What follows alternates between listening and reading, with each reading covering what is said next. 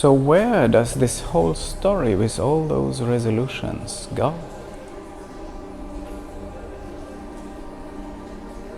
Three, two, one.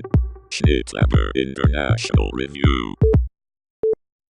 The camera with perfect autofocus, even in video mode. And of course, the best tool to work with in day and night, at least with an ISO of 32,000.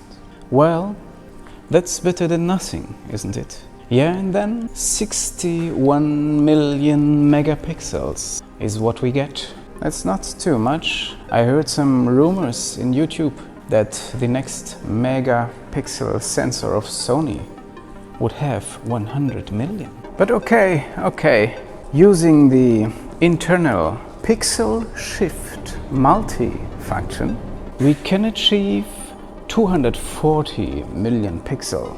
It's more or less alright, I guess, as long as the object in front of the lens is not moving. Yeah, and if you should be worried that your computer may explode because of all this data, you have still the chance to lower the resolution within the Sony A7R Mark 4 to somewhat like APS-C, for example.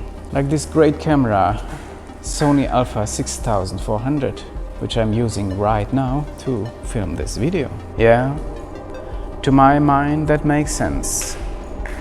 A reasonable image data size. It makes sense somehow, I guess, yeah.